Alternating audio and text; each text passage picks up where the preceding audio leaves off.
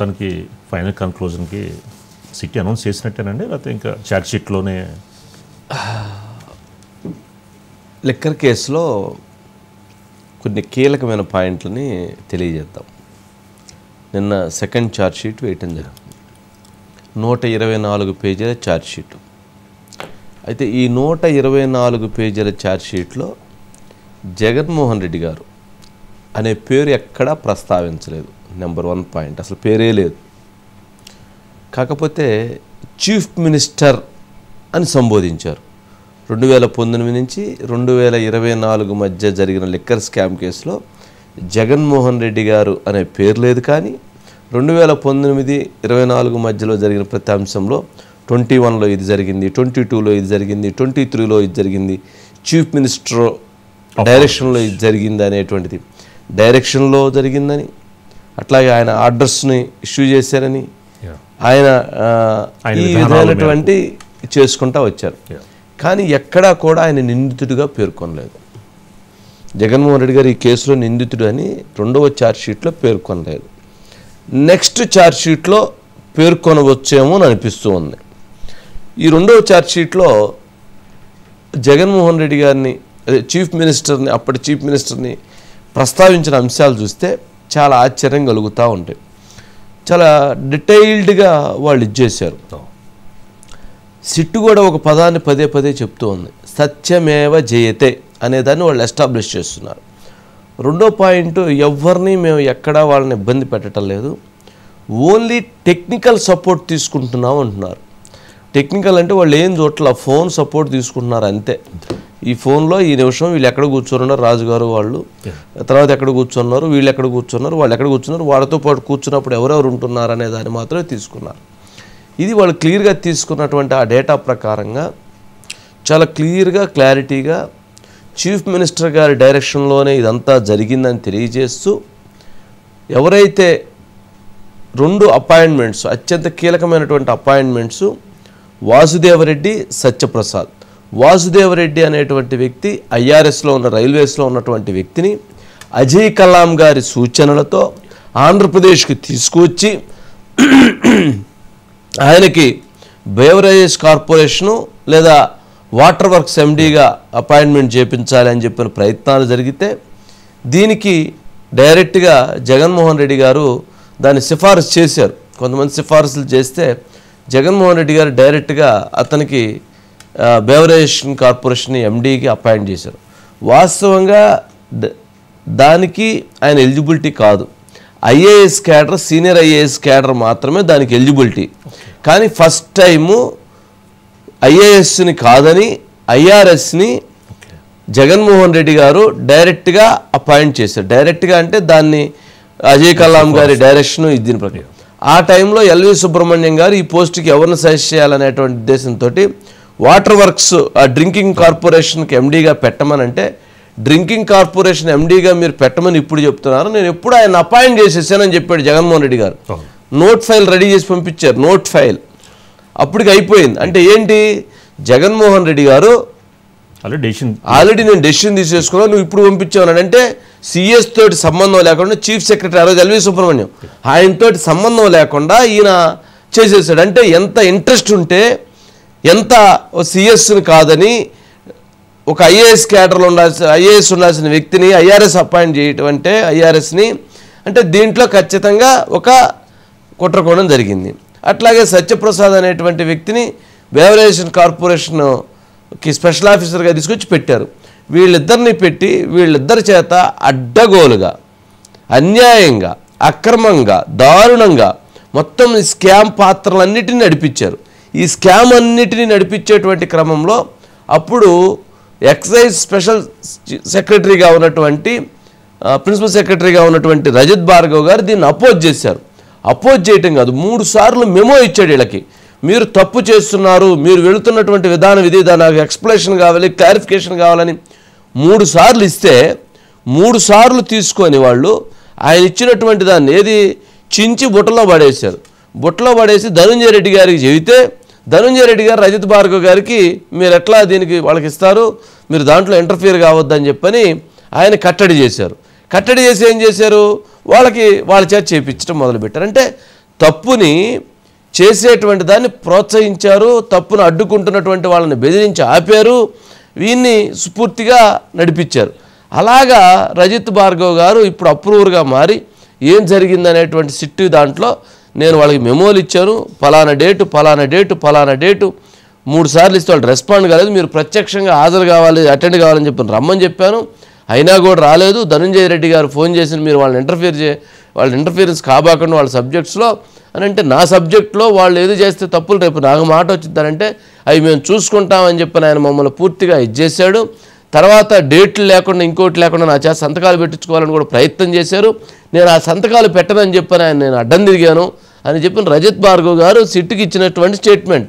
మరి ధనంజయ రెడ్డి గారు అమాయకుడు అని చెప్పని జగన్మోహన్ రెడ్డి గారు చెప్తారు, ఎట్లా చెప్తారు? ఆయన చేసిన పనే కదా మరి. సరే ఆయనకు అమాయకుడు కావచ్చు, కానీ ఇక్కడ ఈయన చెప్పినటువంటి దాంట్లో ఎవిడెన్స్ ఇది ఒక అంశం. రెండో ఇంకొక పాయింట్ కూడా దాంట్లో చాలా కీలకంగా, ఈ మొత్తం పాలసీని చేంజ్ చేసి పాలసీని దీంట్లో ఇచ్చేసేటువంటి క్రమంలో ఈ ఎంటైర్ దీంట్లో జగన్మోహన్ రెడ్డి గారు అప్పటి సీఎంగా ఆయన ఇచ్చినటువంటి డైరెక్షన్స్ అనుగుణంగా నచ్చినాయి అనేటువంటి కూడా క్లియర్గా ఇచ్చేసారు. ఇది ఒక సబ్జెక్టు. ఈ మొత్తంలో అంటే నేను వేసినటువంటి 124 పేజీల ఛార్జ్షీట్లో సెకండ్ ఛార్జ్షీట్లో జగన్మోహన్ రెడ్డి గారు అదే సీఎం పేరు, అప్పటి సీఎం పేరు 11 సార్లు ప్రస్తావించారు. 11 టైమ్స్ ఆయన డైరెక్షన్లో జరిగింది, ఆయన పాత్రతో జరిగింది, ఆయనే దీన్ని ఆర్డర్స్ ఇష్యూ చేశాడు, ఆయనే దీనికి ఇది చేశాడు అనేటువంటిది తెలిసిపోయింది. ఇక ఇంకొక గొప్ప వ్యక్తి గురించి మనం చెప్పుకోవాల్సిన అవసరం ఉంది, పిఎస్ఆర్ ఆంజనేయులు గారు మామూలుగా ఈ ధనంజయ రెడ్డి, రాజకసిరెడ్డి, కృష్ణమోహన్ రెడ్డి, పిఎస్ఆర్ ఆంజనేయులు వీళ్ళందరూ కూడా అనేక సందర్భాల్లో సమావేశం అయ్యారట. సమావేశం అయ్యి ఎన్నికలకు ముందుగా వచ్చిన సమయంలో మరి ఇది లిక్కర్ కేసు వ్యవహారం ఇది ఉంది, దీన్ని ఒక పని చేద్దాము అని చెప్పిన వాళ్ళు ఏం చేయాలనేటువంటి ఒక ఆలోచన చేసుకున్న తర్వాత ఆ ఫైల్స్ అన్ని తగలబెట్టండి అని చెప్పి నేను సలహా ఇచ్చిన మేరకు ఈయన తీసుకుపోయి ఆ ఫైల్స్ అన్ని తగలబెట్టారంట.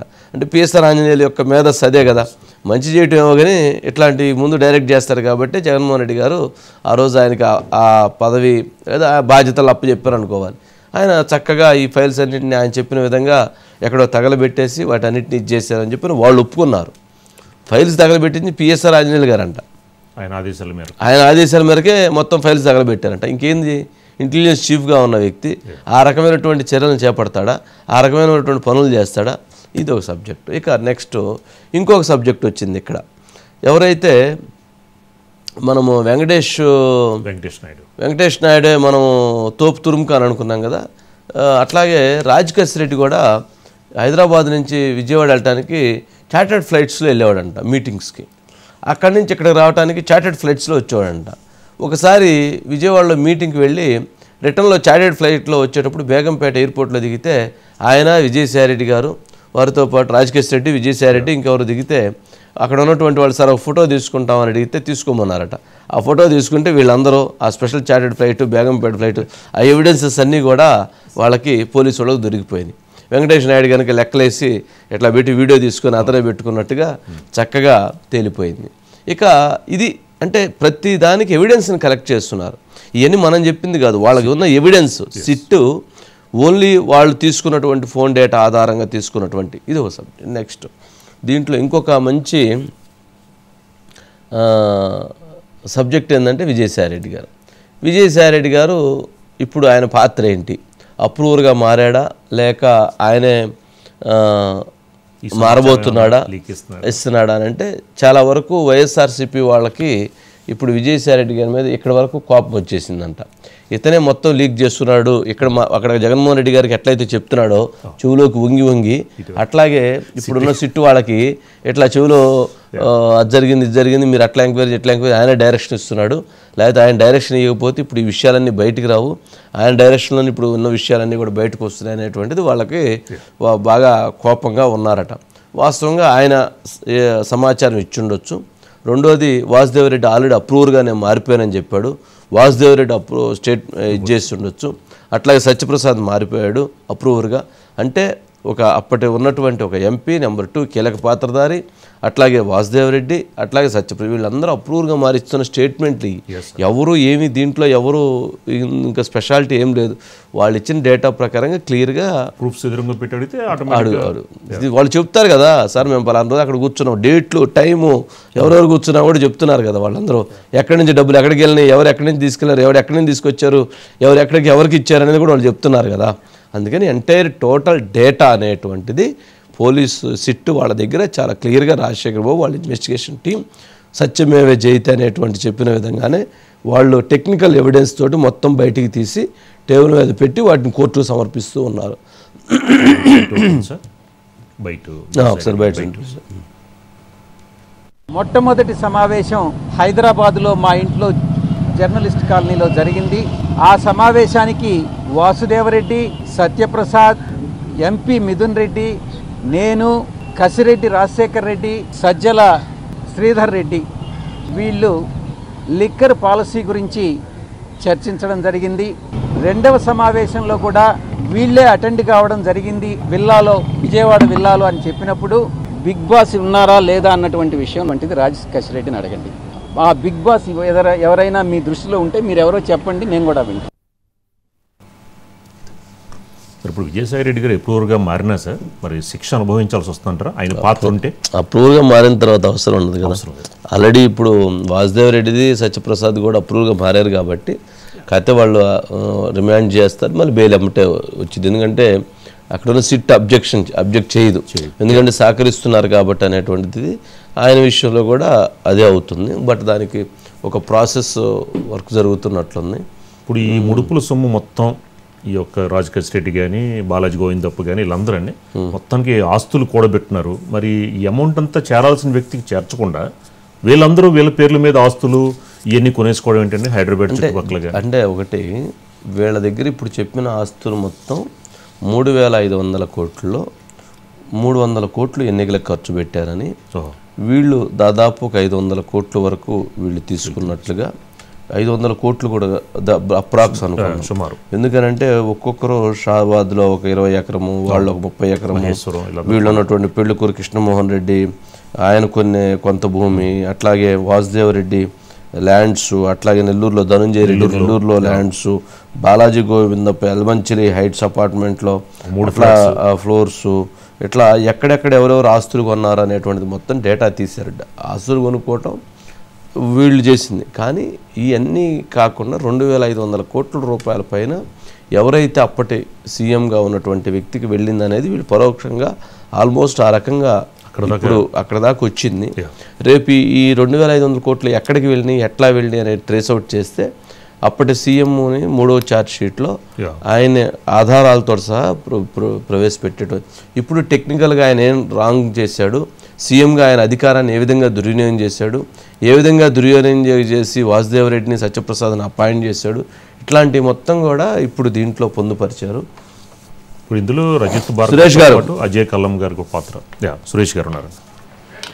సురేష్ గారు ఏంటండి మొత్తానికి 11 సార్లు మెన్షన్ చేసినట్టున్నారు అప్పటి సీఎం అని. జగన్మోహన్ రెడ్డి గారు అని పేరు పెట్టలేదు, కానీ ఆయన ఎక్కడా కూడా నిందితుడిగా ఇంకా పేర్కొనలేదు. నిందితుడిగా పేర్కొనకపోవటానికి ఇంకా ఆధారాలు ఇంకా పూర్తి స్థాయిలో లభ్యం కాలేదా, లేక ఎవిడెన్స్ని ఇప్పటి వరకు టెక్నికల్ ఎవిడెన్స్ అట్లాగే వాళ్ళు ఇచ్చిన స్టేట్మెంట్స్ ఆధారంగా లింక్ చేస్తూ వచ్చారనుకోవాలా, ఎట్లా చూడాలి? వంశీ గారు అంటే ఈ రెండో ఛార్జ్ షీట్ లేదా అదనపు ఛార్జ్ షీట్ అంటే కేవలం ముగ్గురు మీదనే, బాలాజీ గోవిందప్ప గారు, ధనంజయ రెడ్డి గారు, కృష్ణమోహన్ రెడ్డి గారు, వాళ్ళ ముగ్గురు కూడా నాటి సీఎంకి చాలా సన్నిహితులు కాబట్టి అది సీఎంఓలో పనిచేశారు కాబట్టి వాళ్ళిద్దరు పనిచేశారు కాబట్టి వీళ్ళ ముగ్గురు మీదనే ఉంది. ఇంకా మిథున్ రెడ్డి గారు ఉన్నారు, మనకి చెవిరెడ్డి భాస్కర్ రెడ్డి గారు ఉన్నారు, తర్వాత మనకి వాళ్ళకి వెంకటేష్ నాయుడు, ఇంకా వీళ్ళందరూ కూడా ఇంకా అసలు ఛార్జ్ షీట్లో పెట్టలేదు. కాబట్టి నెక్స్ట్ ఛార్జ్ షీట్లో అప్పుడు జగన్ గారికి అంటే ఇందులో నిందితుడిగా ఇక్కడ మెన్షన్ చేయకపోవడానికి అదే కారణం అని నేను భావిస్తున్నాను. ఎందుకంటే అన్ని చోట్ల కూడా చీఫ్ మినిస్టర్ అయితే ఇందులో చాలా బాధాకరం, చాలా మనం ఆలోచించిన అంశం ఏంటంటే అత్యధిక మెజారిటీతో 151 సీట్లు గెలిపించిన సందర్భంలో అధికారంలో రాగానే ఎవరైనా కానీ ఆ ప్రజల సంక్షేమం దాని గురించి వెంటనే మనం మాట్లాడతాం. కానీ అధికారంలోకి వచ్చిన వెంటనే ఈ లిక్కర్ పాలసీని ప్రైవేట్ దానికి అంటే గవర్నమెంట్ సెక్టర్ అంటే బెవరేజ్ కార్పొరేషన్ తీసుకోవడం, అక్కడ నుంచే నియామకం, అంటే మీరు చెప్పినట్టు ఐఆర్టీఎస్ వాసుదేవరెడ్డి నియమం, అజయ్ కల్లాం గారు వీళ్ళందరూ సలహా మేరకి నియామకం. అంటే అసలు పాలసీ ఇట్ సెల్ఫ్ అధికారంలోకి వచ్చిన వెంటనే ఎలా లిక్కర్ బిజినెస్ని లేకపోతే లిక్కర్ దీన్ని ప్రజలకు తాగిచ్చిన దాన్ని మనం డబ్బులకు అనుకూలంగా మార్చుకోవాలని చెప్పి అలా ఆలోచన చేసి దానికి సిట్ చెప్పింది అదే. అధికారంలోకి వచ్చిన తర్వాత సెట్ చేసి దాన్ని మనకి ఎలా అనుగుణంగా మార్చుకోవాలి. అందుకని ముందు 3 నెలలు గతంలో ఉన్న పాలసీని ప్రైవేట్ షాపులకు అలా ఉంటే ఒక ఆర్డర్ ఇచ్చారు జగన్మోహన్ రెడ్డి, నాటి చీఫ్ మినిస్టర్ ఆర్డర్ ఇచ్చారు. ఆ లోపు వీళ్ళని ఎవరిని మనకు బాధ్యులు తీసుకోవాలన్నప్పుడు అజయ్ కల్లాం గారు వాసుదేవరెడ్డి గారి పేరు సూచించారు. అందుకని ఐఆర్టీసీలోనే వాసుదేవరెడ్డి గారు తీసుకొచ్చారు. తర్వాత సత్యప్రసాద్ని మళ్ళీ యాక్చువల్గా ఆయన బెవరేజ్ కార్పొరేషన్ అసిస్టెంట్ కమిషనర్గా ఉన్నారు, ఆయన్ని సత్యప్రసాద్ని మళ్ళీ ఇక్కడ తీసుకొచ్చి దానికి అజయ్ కల్లాం గారు అంటే మనం ఆపరేట్ చేసి ఎలా దీన్ని చేయాలి అనే దానికి మనకు అక్కడ చేశారు. అక్కడ నుంచి వీళ్ళిద్దరు అధికారులకే మొత్తం అధికారం, ఆర్డర్స్ ఇవ్వడం. మామూలుగా ఏంటంటే దీంట్లో కూడా చెప్పారు సీటెల్ అని చెప్పి ఆటోమేటిక్గా అనేది ఉండేది, దాన్ని తీసుకొచ్చి మాన్యువల్ తీసుకొచ్చి అంటే ఆర్డర్స్ ఇవ్వడం అనేది ఓఎఫ్ఎస్ అంటారు, ఆర్డర్స్ ఇవ్వడం మాన్యువల్ చేశారు. మొత్తం వీళ్ళ చేతిలో పెట్టేసి వీళ్ళ మనకు ఎవరు చెప్తే వాళ్ళకి టీం చెప్తే ఆ అనుగుణంగా ఇచ్చారు. రజత్ భార్గవ్ గారు ఇక్కడ రజత్ భార్గవ్ గారు ఎంటర్ అయ్యారు. ఇవన్నీ కూడా మీరు పార్ట్ ఫాలో కావట్లేదు, గతంలో ఉన్నాడు మీరు ఫాలో కావట్లేదు అని చెప్పి వరుసగా మెమోలు జారీ చేశారు.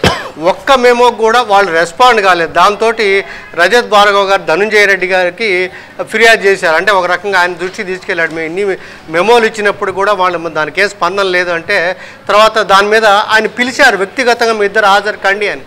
సో అప్పుడు ధనంజయ రెడ్డి గారు ఏమన్నారు, మీరు అసలు ఇంకా ఎలాంటి మెమోలు కూడా మీరు జారీ చేయొద్దు అన్నారు. వాళ్ళిద్దరు ఏంటంటే వాళ్ళు ఇచ్చిన నాటి సీఎంఓ ఇచ్చిన బలాన్ని తీసుకొని వచ్చి ఎవరు వాసుదేవరెడ్డి సత్యప్రసాద్ ఇద్దరు వచ్చి ఇవన్నీ యాంటీ డేట్ తోటి ఓఎఫ్ఎస్ ఆర్డర్స్ గతంలో ఇచ్చిన మద్యం ఆర్డర్లు అన్నిటి కూడా మీరు సంతకాలు పెట్టేయండి అని చెప్పి రాటిఫికేషన్ అడిగారు. ఆయన వినలేదని చెప్పి మళ్ళీ ఎలక్షన్ ముందు కూడా ఒక రకంగా దీంట్లో వంశీ గారు ఒక చాలా కీలక రజత్ భార్గవ్ గారు మరి తెలియచేశారా లేదా ఒత్తిడికి భయపడ్డారా, రేపొద్దున తను చుట్టుకుంటుందని భయపడ్డారా, కానీ ఎన్నికల ముందు కూడా ఏప్రిల్లో కూడా వీళ్ళిద్దరు కలిసి ఆయన మీద ఒత్తిడి తెచ్చారు. మీరు గతంలో ఉన్న ఆర్డర్స్ అని కూడా యాంటీ డేట్ తోటి మీరు సంతకాలు పెట్టండి, ఎందుకంటే ఏదైతే మ్యానిపులేట్ చేశారో దానికి అనుగుణంగా రాటిఫికేషన్ అడిగారు. ఆ రాటిఫికేషన్ కూడా అసలు సంతకాలు పెట్టుంటే వీళ్ళందరూ అసలు ఒక రకంగా ఇంకో రకమైన సమాచారం వచ్చి ఉండేదేమో, కానీ ఆయన సంతకం పెట్టకపోవడం ఈ కారణాల వల్ల ఆయన ఇన్వాల్వ్మెంట్ అనేది ప్రతి దశలో కూడా మనకి ఇక్కడ ఇందులో కనపడింది. సరే దాన్ని 3,500 కోట్లు దీంట్లో స్పష్టంగా చెప్పారు. ఎన్నికల సమయంలో 300 కోట్ల రూపాయల ఎలక్షన్స్కి వెళ్ళాయి. మనకి పెళ్లకూరు మనకి కృష్ణమోహన్ రెడ్డి గారు ఒక్కటే వంశీ గారు కృష్ణమోహన్ రెడ్డి గారు వైఎస్ఆర్సీపీకి ఆయనకి ట్రెజరర్గా ఉన్నారు, అలా డబ్బులు మళ్లించడం ఆ విషయాలు కూడా దీంట్లో ప్రస్తావించారు వంశీ గారు. ఇంకా మీకు విదేశాలకి హవాలా రూపంలో వెళ్ళి కూడా ఈ ఛార్జ్ షీట్లో చాలా పొందుపరిచారు వంశీ. రైట్ అండి సురేష్ గారు, రైట్. ఇది మొత్తానికి హవాలా మార్గాలు బాలాజీ గోవిందప్ప ఏం చేశారు మొత్తం ఆల్మోస్ట్ దగ్గర దాకా వచ్చింది. It's very clear evidences. చూద్దాం మీకు నెక్స్ట్ ఇప్పుడు మళ్ళీ థర్డ్ చార్జ్ షీట్ ఉంది, దాంట్లో ఎవరెవరు ఎట్లా ఉంటారనేది.